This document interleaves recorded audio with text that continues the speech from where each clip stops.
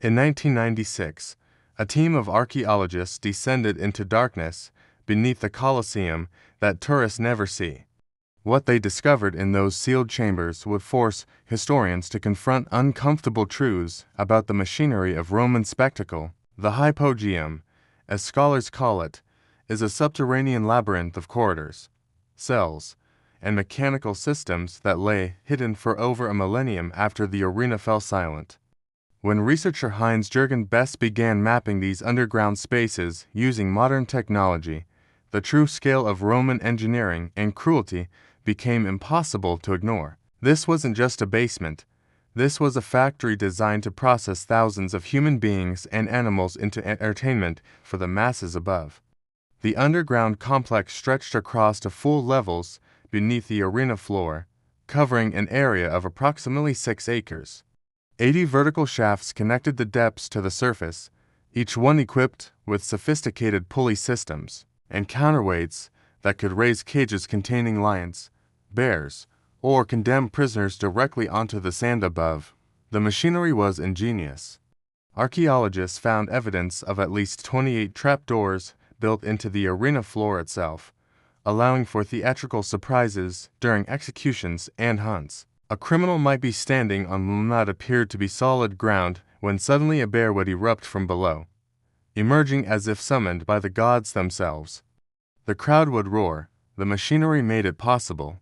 But the elevators and trapdoors were just the beginning. As excavations continued through the early 2000s, researchers documented extensive holding areas that revealed how Rome categorized and processed the condemned. They were cells of different sizes and configurations.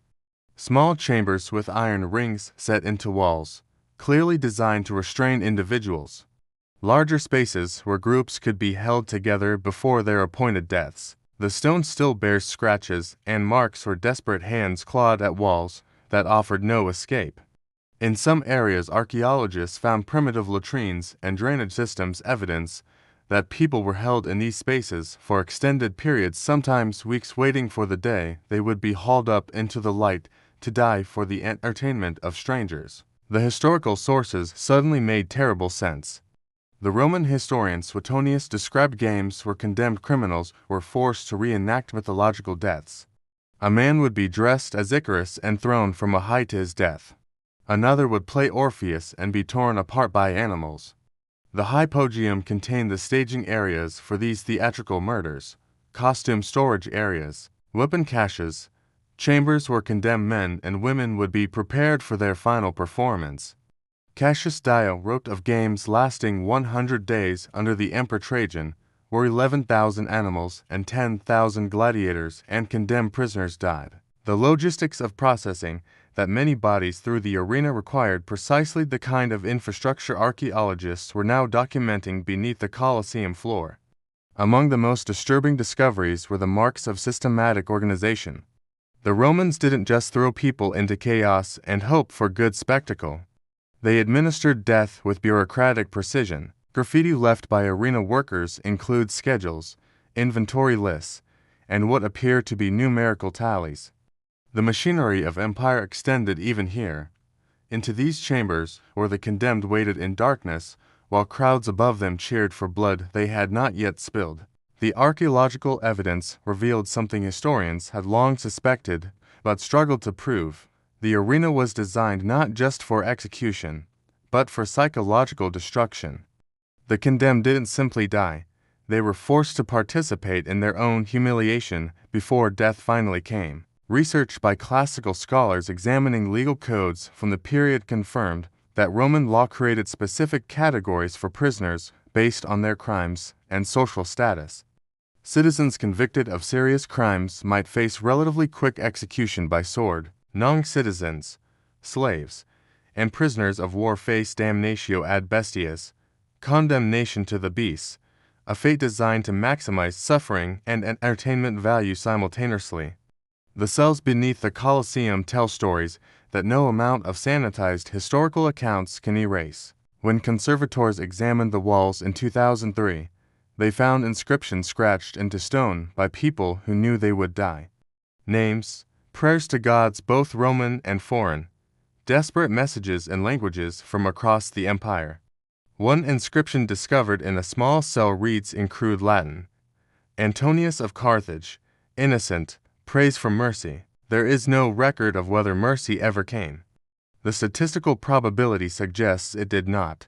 During the opening games of the Colosseum in 80 CE, the Emperor Titus celebrated with spectacles lasting 100 days. Ancient sources claim 9,000 animals died during those games.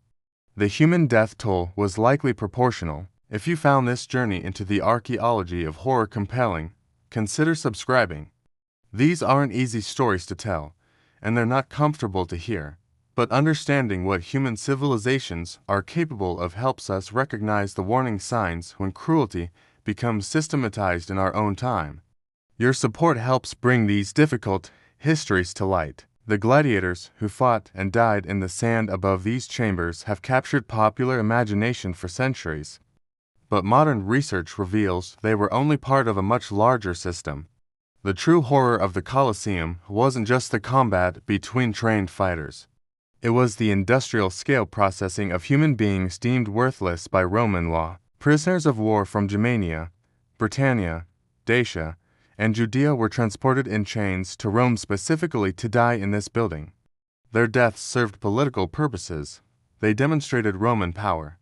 They provided free entertainment that kept urban populations satisfied despite grinding poverty and limited opportunity. Bread and circuses was official policy, and the Colosseum was where the circus reached its most elaborate expression.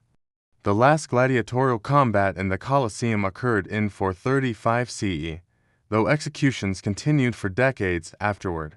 Eventually the building fell into disrepair.